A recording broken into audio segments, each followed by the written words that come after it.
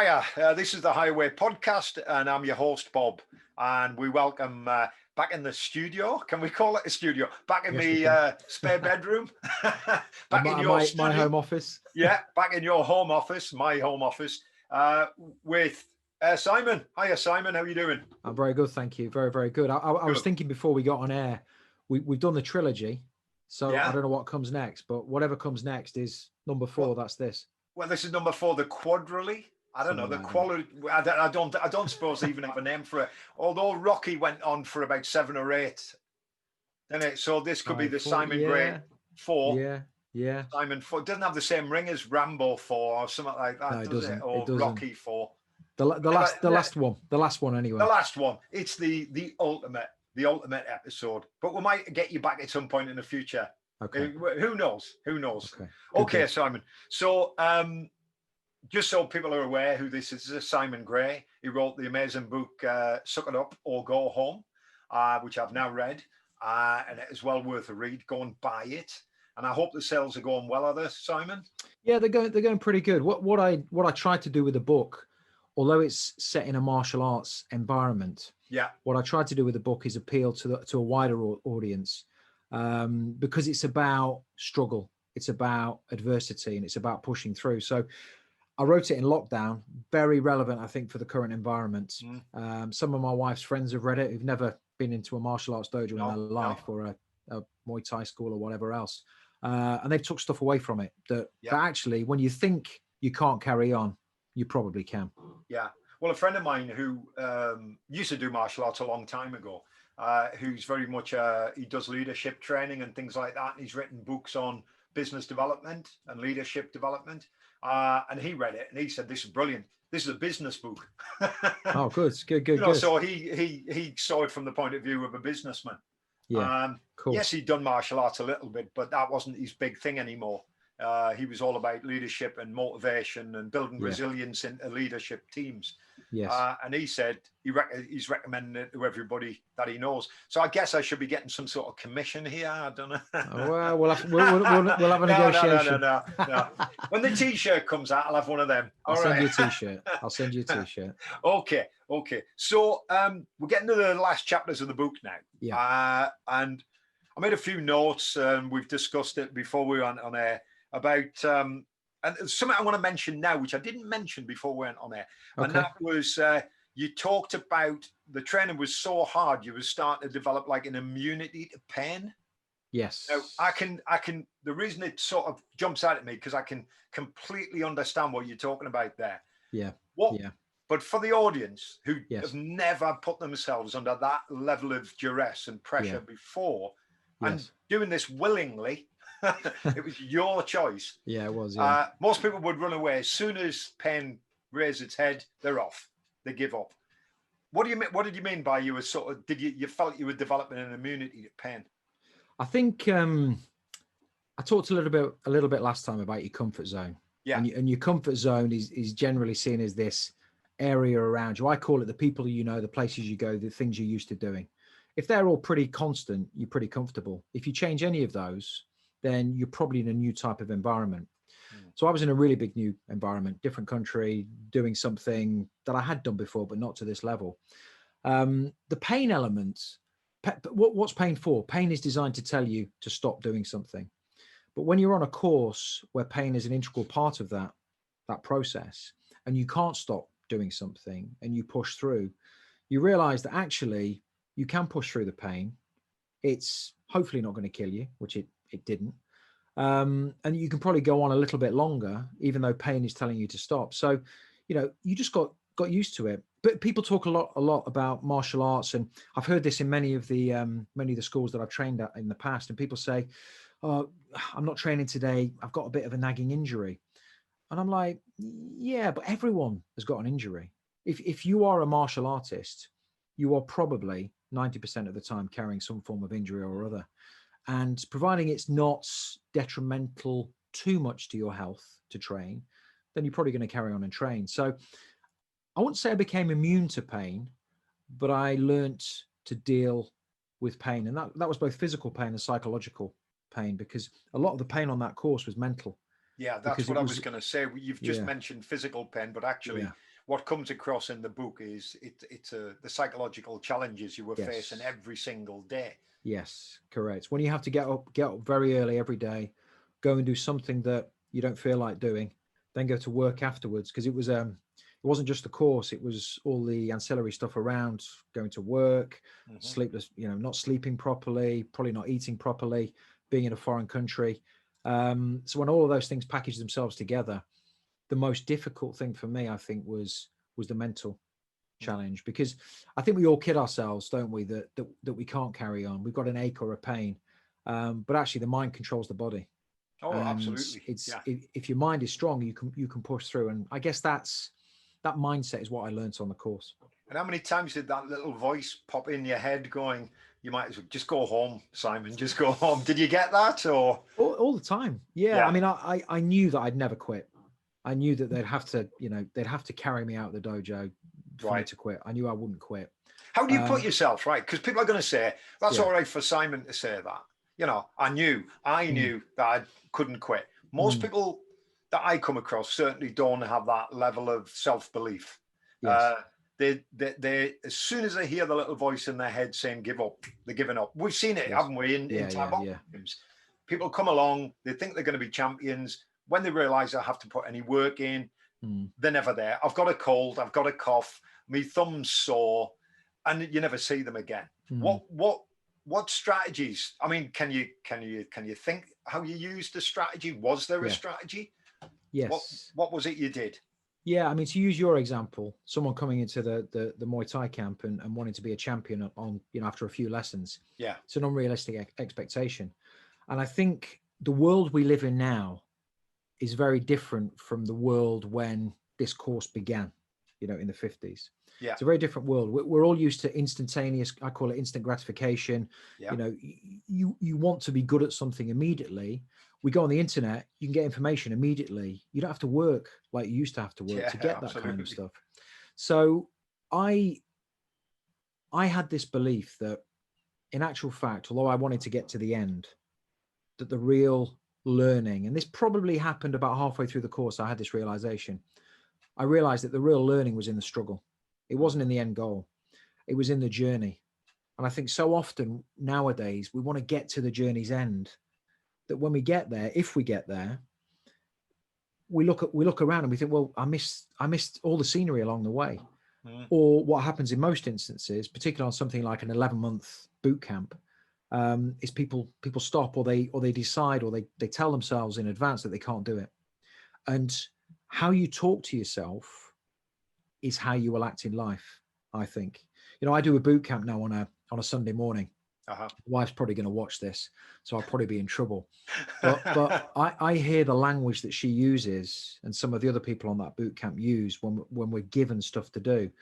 And, the C word, can't. Yeah. I never use that word. Never use that word. Do or don't, but can't. I'm so glad you said that. You know what I mean? Yeah, because I have banned the word try in the gym amongst the instructors. I say, stop telling people to try things, get them to do it or don't do it. Yeah. Yes. Yeah, exactly. So how you talk to yourself, your beliefs, what you believe is the goal of what you're doing. Is it the end goal? Getting the black belt for me was nothing.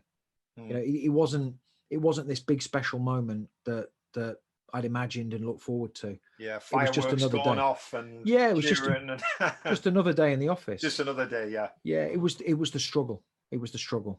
And I think I said on one of our earlier chats, that the hardship, I started to crave the hardship, because unless you test yourself, unless you push yourself through hardship, you're never going to grow. You're going to stay the same. So we should welcome hardship. We should welcome challenges, because that's how we grow as people. Oh, absolutely. And nowadays, as you say, in this world of instant gratification, the slightest thing takes us out of our comfort zone. Students saying, panicking and getting distraught about not being able to get onto Facebook to put a post of something. And you go, really? Is that your biggest problem in the world?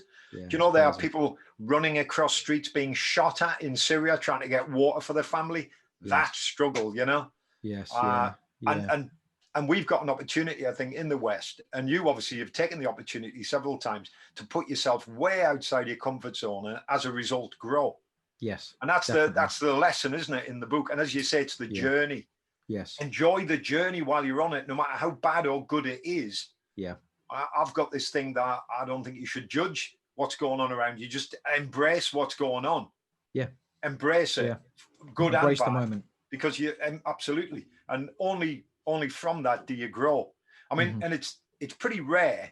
I mean, I read Angry White Pajamas many years ago when it first came out, and this is a better book. I'm not just saying that. This is a better book because it goes into much more detail about your personal struggle. Yes. And Yes. that's why I think these podcasts talking to you about the journey is really important. So when people hear this and what you've said, they need to read the book to really have an insight into what's happening, because every page is a bit of a page turner in the sense that there's something going on in your personal life, in your training life, in your business life. You know, it's like it's the whole thing. It's not just about somebody going to do an Aikido course in Japan. No, if you read the book with an open mind, whatever your background, whatever walk of life you're in, there are messages about how to live a better life. Not because I necessarily know the answer to all of that. No. But because my experience over that 11 months taught me things that I've tried to share with the audience to say, hey, if you think about this in a different way, or you try this or you try that, this is what I learned as a result. And actually you could do the same. And I talk, I think at the start I always do this word of warning section, which is like, this is what you're getting into if you read the book. Yeah. And I say something along the lines of, I'm an ordinary guy, but I went to do something extraordinary. And if you're reading the book and you think you've got an ordinary life, well, you can change it. Maybe you've got a book to write. You just need to get on the journey that you want to get on, however crazy it might seem. If you really want to do something, go and do it. And you might have your own book to write at some point in the future. Yeah. And I think that's very true. And not enough people will take that chance, though. This is the thing. I think the stuff you've done, it's pretty rare in individuals. The more people I meet, the more people are after an easy life. But when you talk to them about their life, they don't like it. It's like, well, it's the same every day. And I go, well, change it. Oh, it's easy for you to say that. I go, what? Well, hang on, But look at the environment we live in now. One of the things that is very evident now from a few of the interviews I've watched with some of the senior international sensei in Aikido is that to run the course as I experienced it back in 2006, 2007 now would probably be impossible. Right. Because the level of hardship, the brutality, the arguably the bullying, it wouldn't be tolerated, because we've tried to eradicate all of that from society. And on the one hand, that's right to do so. But on the other hand, if we try and protect people too much from the realities of what this world is and what people will experience, then when they do face hardship, they're not prepared for it. Oh, absolutely. So it's a delicate balance. And with my two boys, I try not to protect them too much. I want them to experience the world for themselves, because otherwise, every time there's a difficult situation, they won't be prepared to deal with it. And that's true. I mean, I'll see it with young people in the gym, and I try to give them a different environment, and the parents actually thank me for it. They say you've turned my child into a proper little human being who can deal with a few things. Because we push them quite hard, pretty old school, really. Not nasty, not bullying, but because bullying's not what it's about, is it? No. It's about, and also as an adult, I mean, it's about your perception as well, isn't it? Yes. And I'm sure, and I've read the book, so I know you're going to get bullies in any organization. It's how you handle them, isn't it? And that's part of your learning. I mean, what I'm about to say, people may watch this and they may disagree with what I'm about to say, but this is, you remember, we all view the world through certain lenses. Yeah. I was out with my family the other week. We go and do an activity on a Sunday morning. We go ice skating. We're at the ice arena, and we're walking to the place to put the skates on it and get ready. And I walked past these group of girls, and my wife was with me, and I heard them chatting to one another. And this one girl said to one of her friends, she said, yeah, I've just been diagnosed with anxiety. And I'm like, you're probably about 12, 13 years of age. Now, the reality of that situation is there may be some legitimate reason why Absolutely. she's been diagnosed with that. Yeah. But on the flip side, are we throwing stuff out like that too often now to give people a crutch to hang on to that in some way protects them or tries to protect them from the realities of the world? And if we're doing that, are we actually doing them a disservice? I'm Thinking. completely with you on all of that. Obviously, my generation. Yeah. I mean, if I turned around to somebody and said, oh, I'm feeling really anxious when I was 12 or 13, and I said, oh, sort yourself out. Don't be stupid. Yeah. Pull your socks up. Get on with it. Yes. And I remember reading an article a while back about the stiff upper lip. Yes. And the research proved that after the First World War, there were less incidences of PTSD. Some of the guys had shell shock, but not as many as they thought they would have, because most of the old boys just got on with it. Because they came from an environment which was pretty tough anyway, working down the pit, shipyards, shipbuilding, you know, old school working class men. Yes. And they actually said that being in the trenches was in some ways better than being down the pit because they got paid. Yeah, people would shoot at them. They got paid. They got fed. They got clothed. And yeah, we have to go over the top every now and again and maybe lose a few men. But hey, shit, down the pit, oh, we were treated like slaves, you know? Yes, yeah. So it's weird, isn't it? And you look at, you know, if you watch the news most nights as I do, which is very depressing. Yeah, You know, but Boris, the Prime Minister, of course. Is that what he is? Oh, sorry, I didn't know. Oh, is he in charge? I don't know why I said that. I don't know why. Everyone knows who Boris is. No, I didn't know he was in charge. I didn't know he was in charge. I thought Cummings was the Prime Minister. But anyway, never mind. He's disappeared for many a reason. Anyway, let's not get too political. Let's not get political, no. But he is Winston Churchill's biographer. Yeah. So he wrote the biography. Now, what's interesting in some of his communications, he is in part trying to put himself in Churchill's position as the champion. You know, Churchill got us through World War II. Yeah. Boris is going to get us through coronavirus, and you know, it's admirable that he's taking that stance. But what he said, I think it was last night or the night before, he compared the British people. He compared British people to British people in 1942. Now, we're a completely different people in our ability to take hardship, in our ability to suck it up. Yeah. Because the environment that we now live in is very, very different, as you've alluded to, the environment we had in World War I, the environment we had during World War II. It's a different environment, and it's probably the same across the world. Now, in a way, that's a good thing. Yeah. In a way, as I tried to allude to earlier, if we don't have an opportunity to face hardship and face challenges, then we miss, I think, what we're probably on this planet for, which is to grow, develop, and learn. Yeah. So it's a delicate balance, as with everything. And if you look at nature, it's all about struggle, isn't it? Yeah. Yeah. I mean, that's the natural order of things. Yes. You know, and mankind has got the level of consciousness where we can adapt to the environment. We can, as you say, suck it up and get on with things. But even in my lifetime, I remember as a 12, 14, 13, while working in the shipyards when I was 16, 17, the 70s is so far removed from the present day in terms of attitudes, in terms of availability of resources. I mean, you know, even just things like you would have to find money to go and find a phone box to make a phone call. Yeah. You would, you know, there wasn't this huge choice of, there was either Levi's or Wranglers, I think.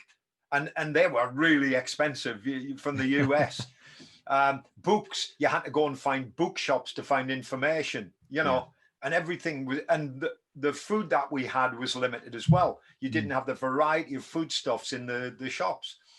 And that's only looking back 40 years, you know, when I was 45 years, and things have changed so radically. Yes. But I guess when you've been brought up in the modern age, the noughties, then you just take all these things for granted. Just as I'm sure I took things for granted in the 70s when my dad would say, well, when I was in the 40s and 50s, we never had that, you know. Yes, yeah. But the level of struggle in your life was quite real, you know. Working in the Yes. shipyards was a pretty dangerous environment.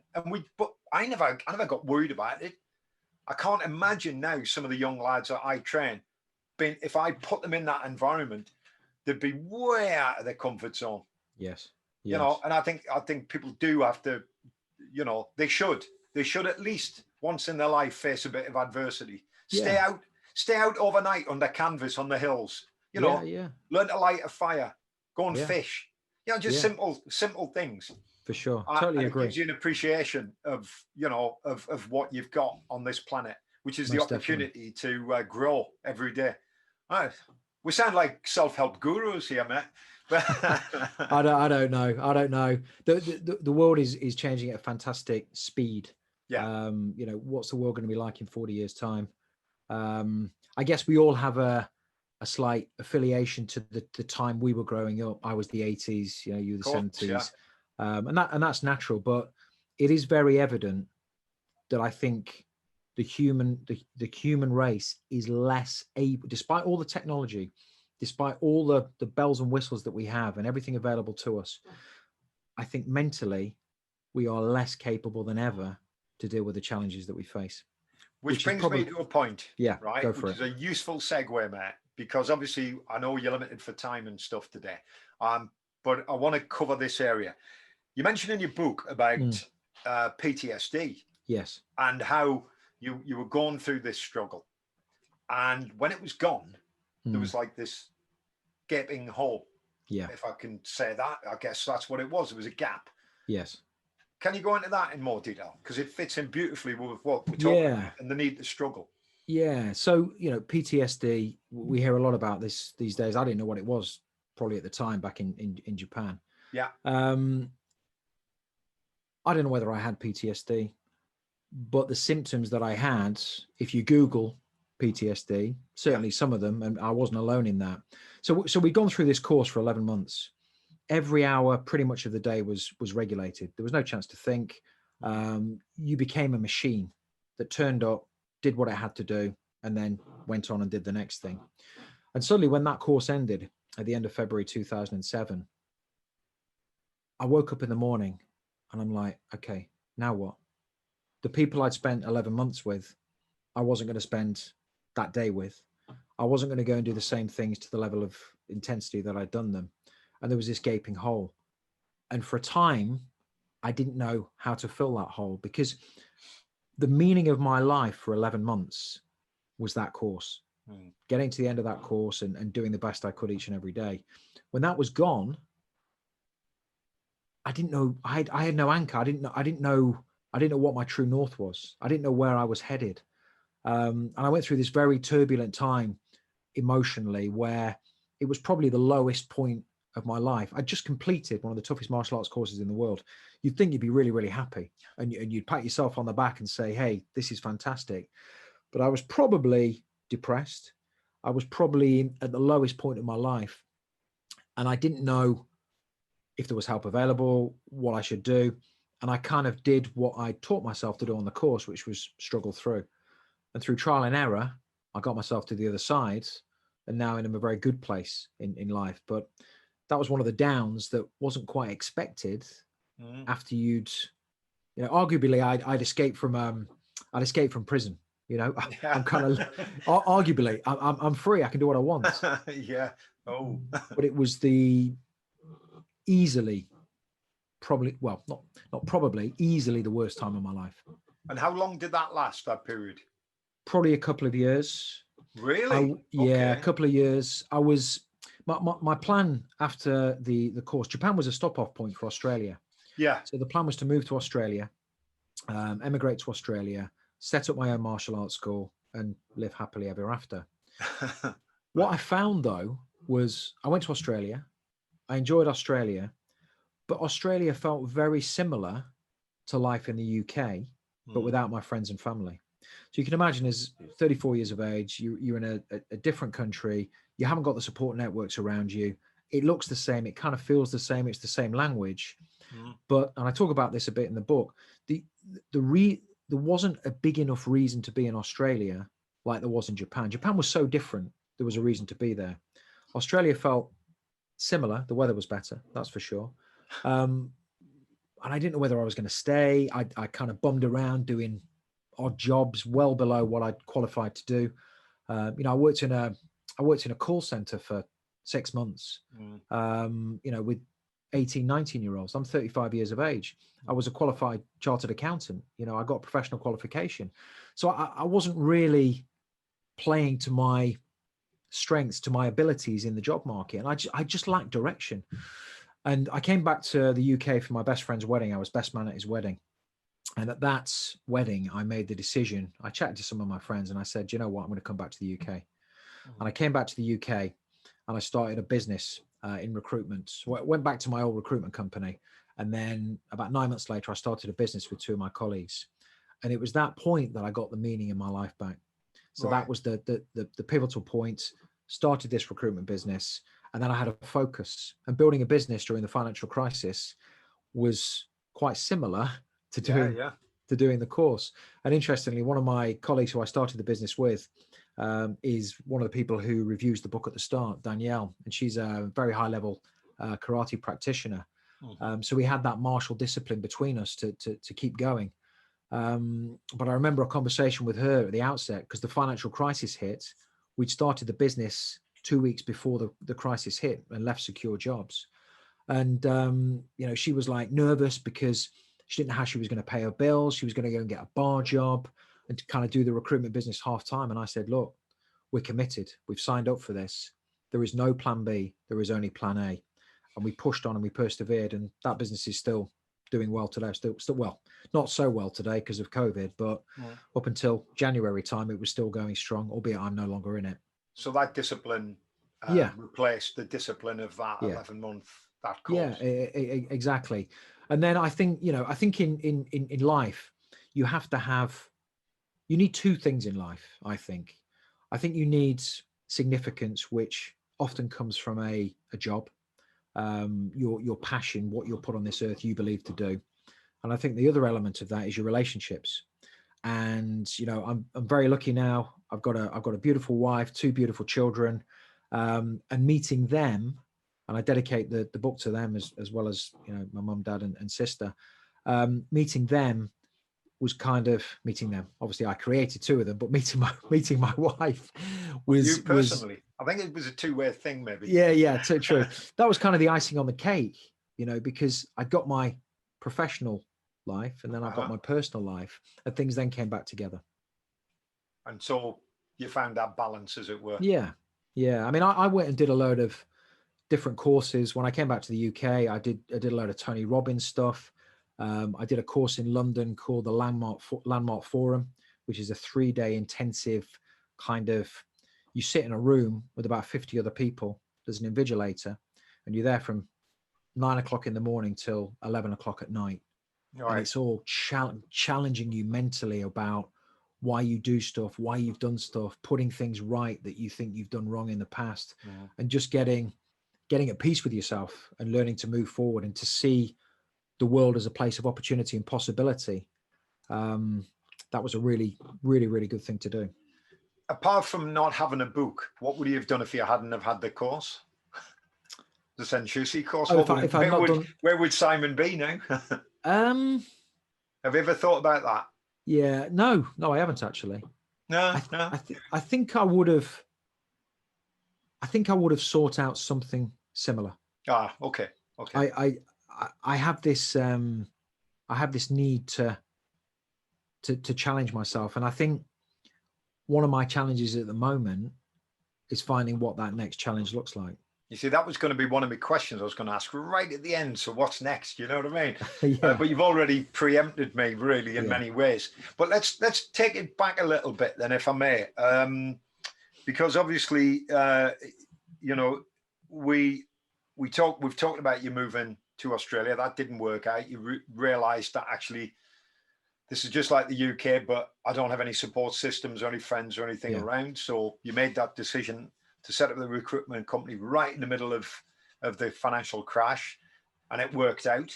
Yes. because you used the same discipline, I guess, that you'd found on the Senshusei course. Correct. Yeah. And I've made a note here that now, of course, you've got new martial arts challenges in the sense that you started Krav Maga. You were already involved in Gracie Barra Jiu-Jitsu. Yeah, Gracie Barra. Yeah. Yeah. Yeah. So what is that? What's continuing your journey now in terms of martial arts, the Jiu-Jitsu and the Krav Maga? Or Yeah. So Krav Maga. I did Krav Maga for about 2 years, but Right. I stopped. Did I stop? Probably stopped about a year and a half ago.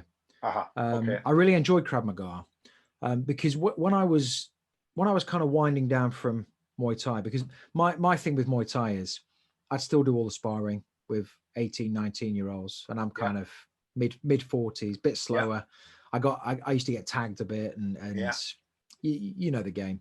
So I decided that actually I'd wind down the Muay Thai and I'd go and do Krav Maga because I was interested in Krav Maga because it's a self-defense system, and it combined the striking of Muay Thai. It combined some of the wrist locks and techniques from Aikido. It got some ground game. So I went and did that for 2 years and really enjoyed it because I guess of all the martial arts that I've done, that is the most street oriented completely. You don't do any high kicking. It's all very, very fast, disabling techniques, very aggressive style, and they immerse you in the mental side as well as the physical side. So I really enjoyed that. I stopped doing that because I had to pick a lane. And I've always believed that you've got to pick a lane, and ideally you want to go to the root of a martial art. So when I was doing Krav Maga, I was mixing in some of my Muay Thai stuff. I was mixing in a bit of Jiu-Jitsu stuff, but because it was Krav Maga and it was a blend of it was a self-defense system, it didn't go deep enough on the striking for me, and it didn't go deep enough on the ground game for me. So I decided I wanted to do Jiu-Jitsu, and I'd always dabbled with Jiu-Jitsu. You know from the book, Bob, that I did Jiu-Jitsu in Japan. Yeah. I decided that if I'm going to pick a path, I'm going to pick Gracie Barra Jiu-Jitsu. So I've been training there consistently now for the last 2 years, albeit it's been less consistent with COVID. The school had to shut for a little while. And that to me is my path now, my path to black belt and beyond. Although I want to get to black belt, it's not the be all and end all. It's the journey as I described earlier. Yeah. I found as well with the Krav Maga, the Muay Thai, that little bit older now, with anything to do with striking, you take knocks, and those knocks are harder to recover from. And if you want to play the game with full intensity, which I always do, it's my personality, then it's very difficult to play it half-hearted. Jiu-Jitsu is a wonderful martial art because it's a lot kinder on the body. It kind of gives me what Aikido didn't give me. I kind of went into Aikido because Muay Thai, very brutal. You get into a situation, you're going to punch kick somebody. It's all or nothing. Aikido attracted me because the martial art of harmony, not as I experienced it, by the way. Wrist locks, I was going controls. To say harmony. No, doesn't come across. Wrist locks, controls. So you can deal with an aggressor calmly without injuring the aggressor. Krav Maga, very, very, very effective. Your natural body's response is programmed to respond slightly better to deal with a situation. Aikido, as I experienced it, was okay. It is a martial art, but the movements are so far away from your natural physical response in a situation that to be able to use Aikido to defend yourself, it's going to take you 10, 12, 15 years. And do you think it is achievable within Aikido to be able to protect yourself? It depends on the practitioner. Right. Yeah. I think there are people in Aikido who have advanced to a very high level who do Aikido for a non-martial reason. Yeah. So they do it because it's beautiful to watch. They like the feeling of it. It's, unless you're doing the Senshusei course, it can be good for your health. So they do it for a different reason. So you could have a shodan, a black belt in Aikido. You could have two very, very different types of people. But for me, the martial way has always been the way. If it doesn't work in reality, then it's not for me. Bruce Lee, absorb what is useful, reject what is useless, and add what is specifically your own. Yeah. So I think it does work, but it takes you a lot longer to get there. Jiu-jitsu, go on. Sorry, no, go on. I was going to say, Brazilian Jiu-jitsu for me ticks every single box. Yeah. It doesn't have the striking, but I've got that already from Muay Thai. But it has the practicality and the natural body's response combined in a martial art that actually you don't have to hurt your opponent unless you want to. You can put them to sleep. You can tie them up in knots. And the feeling, if you've ever rolled with a high-level jiu-jitsu practitioner, the feeling is like being thrown into a swimming pool and drowning slowly. That's what it feels like. And it's a humbling experience. So for me, I found the path to answer your question in a very, very long way around. It's just that in the book, obviously, you made reference to some of the teachers in Aikido on the Senshusei course. And my next question was going to be, and I think we might have even talked about it in the previous episode, that you felt that against a good jiu-jitsu practitioner, they'd really struggle to fight them on the ground, for example, when you were doing the groundwork in Aikido. Yes. Oh, of course. Of course. I mean, some of the teachers on the course, they were there to teach me Aikido. Yeah. Their Aikido was much, much better. Yeah. But walk out onto the street with somebody that knows how to punch and kick, somebody who knows how to fight on the ground, and somebody who has trained out of the constraints of what is a very systemized way of teaching. Yeah. And suddenly you're in a different ball game altogether. And I watched a video this morning. It was Inoue Kansho who's interviewed. I think it was back in 2014. This is the head of Yoshinkan when I was. Who died in 2017. Yeah. Yes, yeah. So he was the I think it was 17, 18. It's in the book, as is everything. So he was interviewed, and he was the guy that came in, and the founder of Yoshinkan Aikido, Kansho Gozo Shioda, Inoue Kansho, came in, and he systemized the art. So prior to that, there wasn't a systemized thing you do for this grade, this grade, this grade. He systemized it so they could teach it. But as he said in this video, and as I've heard from other people since in more recent interviews, the problem with the system is you don't have that free play. You don't have that experimentation. So to go back to Bruce Lee, absorb what is useful, reject what is useless, and add what is specifically your own. You don't have the luxury of doing that in a systemized way if you follow that system to the letter. Yeah. So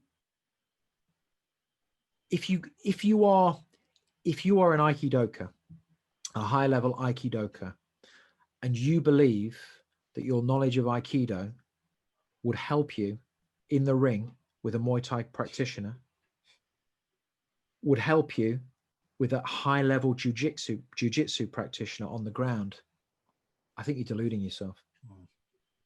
And I know that. Yeah. Well, you've from been personal there, done it. experience. I mean, I would agree with you. Just as being a Thai boxer, thinking that you could grapple with a jiu-jitsu man, it's just not going to work, Yeah. It's about knowing your strengths. Would you say that anybody within the organization is what you would consider a genuinely good fighter, an all-round fighter, or did you not meet that? Yeah, there was one guy who taught us in Japan called Murata Sensei. And I know he cross-trained in other stuff. Right, okay. He had the most open mind of all of the people that taught us. Right. To go out and find different things to learn. Right. So he's somebody that, you wouldn't want to get into a situation with. No. The other teacher on the course was Romeo Sensei.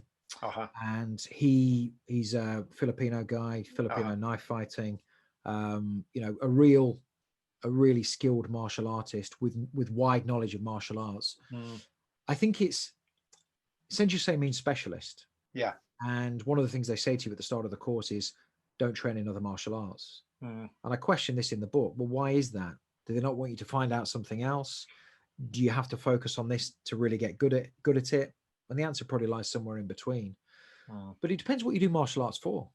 It really does. It comes back to that. But you can't I always think we have to be talking about self-awareness and mindfulness, which I know we talked a little bit about before we got on the call Yeah, today. I was going to come to that.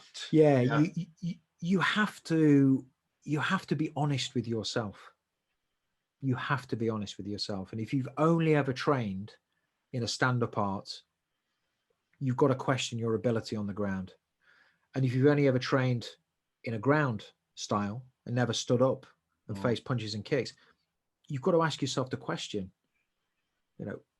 am I capable of dealing with that situation? Finally, if it goes to the ground.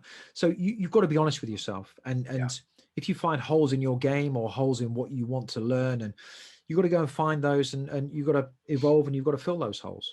And there's also that awareness of the psychological preconditions that you're training with, because, and you know this to be true, there's a lot of guys who train Muay Thai who never get in the ring and fight because it terrifies them. Yes. Does that make them any less a Thai boxer? I'm not sure it does. It's a different type of Thai boxer to my mind. It's not what Thai boxing was developed for. And it's having an honesty and being aware is about having an honesty and an openness about your own state. Because I know people who train in self-protection, and I spend most of my time teaching them awareness, because they'll never have to fight, because they'll never be able to fight. You know, and these are the people who don't embark on courses like the Senshusei course. They don't push the envelope. Do you think they should be forced to?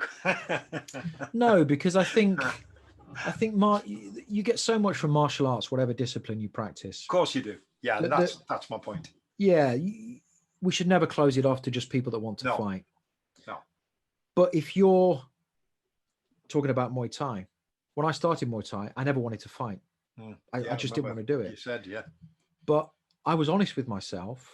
And when I went up to Manchester and trained with Crew Tony, and I trained with some of his fighters, I had to be honest with myself and say, I couldn't hang with any of these guys.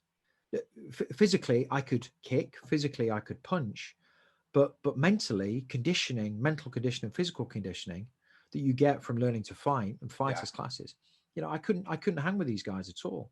No. And there's a story in the book that I talk about when Tony threw me in with 3 Mossad taxi drivers for a sparring session, which was a massive wake-up call. Because prior to that, I probably believed, hey, I can handle myself, I can fight. And they schooled me good and proper. So I decided that I would fight, I would have that experience. And my first fight, absolutely terrified. Walk into the ring, legs like jelly. I have very little recollection of that first fight, because mentally I wasn't prepared. And I had 9 fights, I think it was, in the end. After about 3 or 4 fights, I was probably conscious of what was going on in the ring. Prior to that, I wasn't very conscious at all. It was this is what I panic reaction. This is what I say to the guys. You only really start getting your head into it once you've had 4 or 5 fights, and you start to relax, and you start now you know what you're doing. But it's true. I mean, a lot of people train in Muay Thai and in other martial arts where sparring's an important part of it. And it's only until they do the sparring that they realize what they're doing. I have so many students who I'll say, which is great, I love this. Interclubs are great for that, because you sort of say, look, there's no pressure on you. Nobody wins, nobody loses. Just get in the ring, have a kick about. The referee's going to make sure you're safe, blah, blah, blah, blah. And I see people grow exponentially once they've done that. Yes. They never wanted to fight, but they'll give it a shot because it's safe. They do it and they go, whoa, I know what Muay Thai is for now. This is why you do it. And that's when they get the buzz. And they grow mentally as well, obviously. Well, that's the biggest thing, isn't it? It's that challenge. Just climbing in the ring, you probably remember your legs outside the ring being like jelly. Terrible. And then when you're climbing through the ropes, you're thinking, oh my God, I've committed to it. I can't get away now. Even worse. It's even worse. But if you have fought in the ring and you fought under adrenaline, similarly with Krav Maga, where I used to train in Nottingham, they make it as realistic as possible. So, they turn the lights off and throw you into a state of confusion. You get 3 people to attack you and they'd be screaming in your face to try and recreate that adrenaline rush. And if you are practicing in a dojo environment and you are going through a system and you've never tested that system in reality, or you have never tested that system under duress, when you do find yourself in that situation, while emotion may be there, the mental capability to deal with that situation may not be there. I used to run courses in pubs. Yeah, exactly.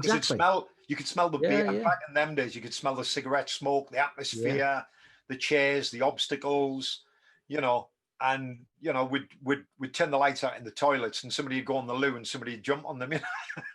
Looking back on it now, you think, oh my God, I'd probably get locked up now. But that was in the 80s, the early 80s and 90s. But it's scenario-based training. It's really important for self-protection. Get as close to reality and having the right mindset, which comes back to what you were talking about, awareness. When you spent a lot of time doing Seiza, you spent a lot of time in Japan. And I think I did ask you about this probably in episode 1 about did you get involved in any formal system of meditation or that type of training, awareness, mindfulness training? Not in Japan. No. I'd had my baptism into meditation happened when I was 16 on a Kung Fu summer course. I used to do Lao Gar Kung Fu. Yeah, I remember that. They used to get you to meditate at the end of every class for half an hour, and I used to fall asleep. I didn't really know what it was all about. You didn't know what was going on, yeah. No, the whole mindfulness, self-awareness stuff, it completely bypassed me in Japan. I missed that bus. I'm sure it was there. Yeah, I completely missed that bus. When I came away from Japan, that whole dilemma, do I stay in Australia, come back to the UK, and having come back to the UK and been on these Tony Robbins courses, the Landmark Forum, that's when I started to think and to really appreciate the power of the mind. And this thing called the law of attraction, we may have spoken about before, that what you think about comes about. And I started doing currency trading, like stocks and shares. But you were talking about this on the last podcast, I think, briefly. Yeah, and I've read a lot of books on that. I've had a coach in the States that's taught me some stuff on that. And what that game is all about is about self-awareness. It's about mindfulness. It's about questioning what you're doing and why you're doing it. We're all motivated by two things: hope and fear, and the truth and the reality lies somewhere in between. So I didn't really get into this whole mindfulness space, self-awareness space until after I'd finished the course. So if I'd have written the book the day I finished the course, all of that deeper meaning, all of that self-reflection, all of that kind of mindfulness stuff, meaning of life type stuff, it wouldn't be there. It wouldn't be in the book. I was going to say that, because people do make this mistake of they'll go and there's a woman wrote a book called 100 Days of Solitude, and it was about she spent some time on an island in a log cabin, fending for herself with some supplies, and meditated for 100 days, 100 days of solitude. Wow. And she didn't write the book until 5 years later. She said because if she'd written the book when she came out of it, she wouldn't have got anything out. She would have it would have been a timetable of what had happened. Yes. She said it wasn't until 4 or 5 years later she realized how much her life had changed as a result of having put herself through those sort of privations. Yes. And I always say this to people: don't wait, give it time. When you've been doing something that's intense, give it a couple of years before you start to look back on it and reflect. Yes. But people don't put themselves in a position of anything to reflect on, usually just how shit their life has been. And then reflect on that and go, I wish I'd done this. How many people have said that, Simon? Yeah. How many people have said, I wish I'd done the Senshusei course. I wish I'd taken up Thai box. I wish I'd started Krav Maga.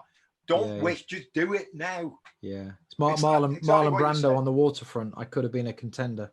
Yeah, I could have been, and it's quite sad that we live in the West where we do have all these resources and the potential. I mean, if you lived in Thailand as a working class or a poor person, you would just spend each day trying to live, just to exist. Of course, just to create a living, just day to day, hand to mouth existence. They don't have time to be anxious. They don't have time, none of these, because they're living in the moment. Yeah. Yeah. That's right. And we've got this opportunity to put ourselves, out of the comfort zone, and yet you still had a safety net. You could have at any point gone, I don't need to do this. I'm going home. Yes. And it amazes me that people won't take that chance. And I'm hoping that people read your book and be inspired, as I'm sure you're hoping they are, be Yeah, inspired to that's go, why you I know wrote it. what? I'm going to do a challenge. Even if it's a small thing, I'm going to take that challenge and then see what happens. I mean, Yes, you hear so many people say, but what if it goes wrong? I go, but what if it goes right? exactly. And That's if the it goes thing that wrong, you're going to learn. that's always been my mindset. What if it goes right? Just imagine what it'll be like. Yes, But people don't. The majority of people tend to, okay, but it might not work out. But what if it does? And even if it doesn't, think about And what you're going to learn. there is no failure. There's just feedback. That's all there Exactly. is. That's always been a maxim of mine. I've never failed. I've Mm. always just had feedback. Some Yeah. of it's been good, some of it's been negative. Doesn't Exactly. matter. Embrace Exactly. it and move on, because life's too short to beat yourself up about shit that's happened, you know?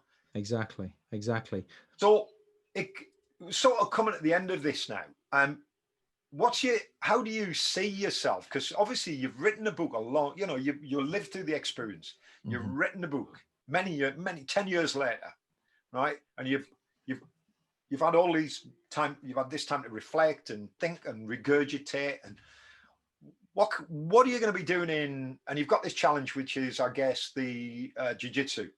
Yes. And I'm sure you've got other personal challenges. Yes. You've got to bring 2 kids up. That is a challenge. Of course it is. No, but it is. It is. And you don't see it as that at the time because you're living in it.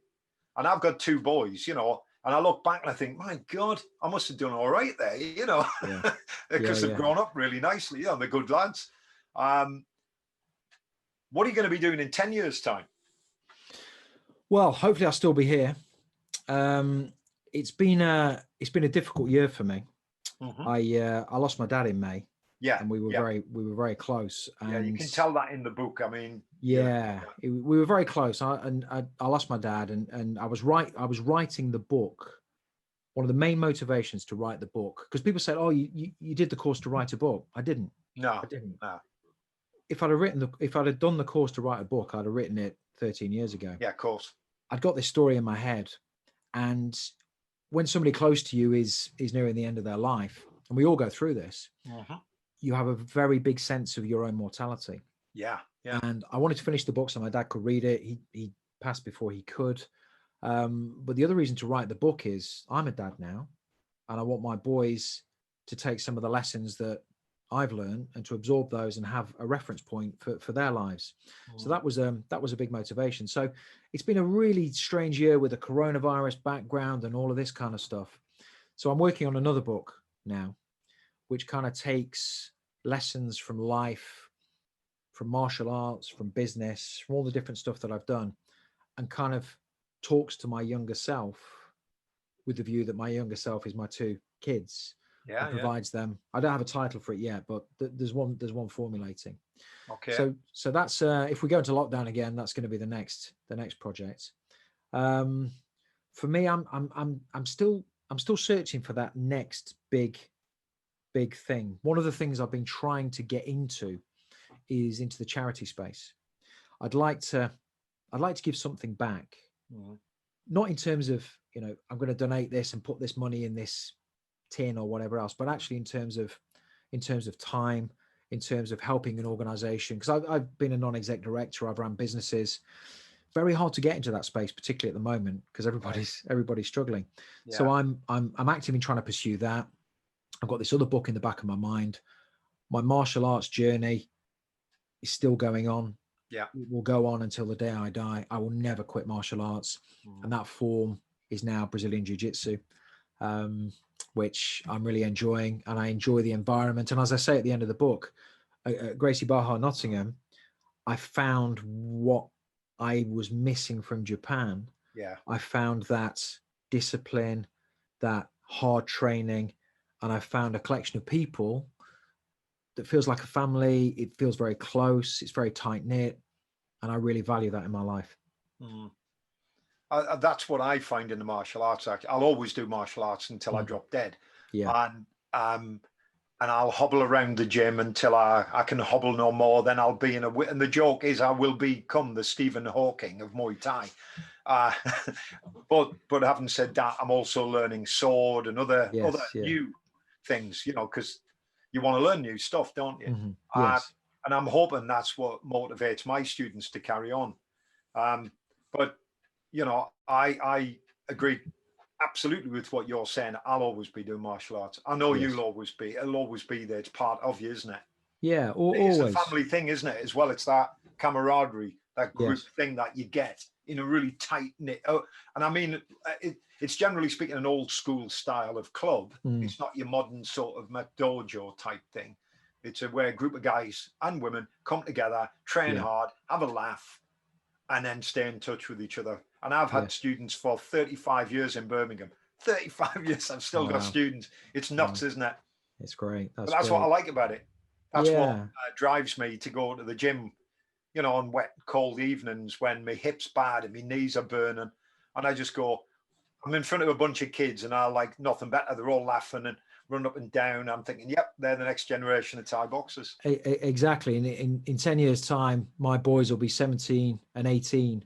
You know, I'd like to see them in martial arts, probably competing to a decent level. Yeah. Leonardo da Vinci is somebody that I've read about. I talk about him in the book. Yeah. You know, one of the greatest inventors of any lifetime. One of the greatest human beings that probably ever lived. Yeah. Exactly. And two things that he said, I try and hold very close to where I'm going, what I'm doing. And the first one is that simplicity is the ultimate sophistication. So we all build really complex lives. And I think we hit a pivot point in our lives, probably about my age, where we try and simplify things. So I'm trying to simplify my life, make it calmer, more relaxed, where it's been more complicated in the past. And the other thing he talked about was, I'm going to say the Italian wrong, but you'll know the meaning, which is curiosità, which is curiosity. And I think your level of curiosity should grow throughout your life. So while I'm trying to simplify my life, I'm creating more space for curiosity to pursue other interests, to pursue other things, to read more books, to educate this, where the body starts to fail a bit, this gets stronger. And that's the parody or the dichotomy of life. Yeah. You know, your body gets weaker, your mind gets stronger. And when you're younger, your mind's weaker, but your body's stronger. Absolutely. And in the middle, you pass at the halfway point. So that's what I'm kind of thinking. See, my big maxim, and I say this to all my students, life is an attitude of curiosity. Yeah. That's what it should be about. You know, I've always stuck with that. And you're right. As you get older, that becomes more important. That if you haven't had that curiosity when you were younger and you haven't fueled it by reading and studying and researching, then when you get old, I meet old people. Well, I say old people, people my age, and you look at them and they go, you're still reading books? And I go, I buy books every week. Amazon was the worst possible thing that could happen to me. I'm constantly, I mean, I haven't just got them for show, you know, I actually read them. I've got rooms full of books and they're constantly coming into my house, you know. Jen, my partner's always going, you hear the thud on the mat and the dog grabs it. And virtually all of my books have got teeth marks in, you know. but you've got to learn. And we've got resources now that if you can't get a book, you can read it online. And obviously yours will be a Kindle. I mean, yours is going to be an audio book soon. Well, it's hardback, paperback, Kindle. It's going to be an audio book before Christmas.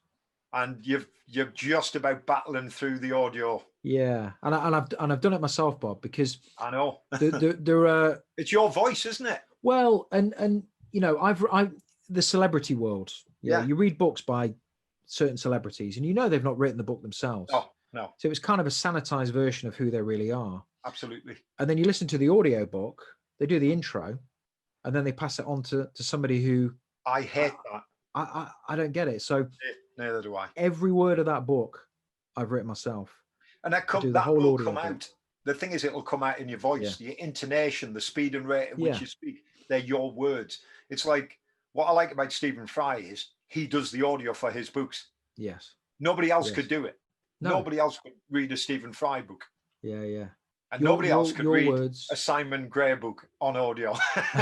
Especially with all the Japanese, and we've got some Hebrew in there and all sorts. So yeah, I'm going multilingual in the book. Well, and of course, when people actually do, if they listen to the book and then read the book or listen to your podcast, they're going to hear your voice in it because that's inevitable.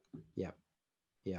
So, on the words of Leonardo da Vinci, keep it simple. Yes. And have curiosity. Yes. I think that's good. And one final one. Oh, there's one final one. Sorry. The motto for life, which I Oh, wear yes. here. Yeah. Here, you know this one. Nana Kurobi ya Oki, which means fall down 7 times, stand up 8. And Japanese on that proverb. note, Simon, I want to thank you so much for the past 4 hours, which we've done theoretically. And when you get your new book, we'll get you back on again.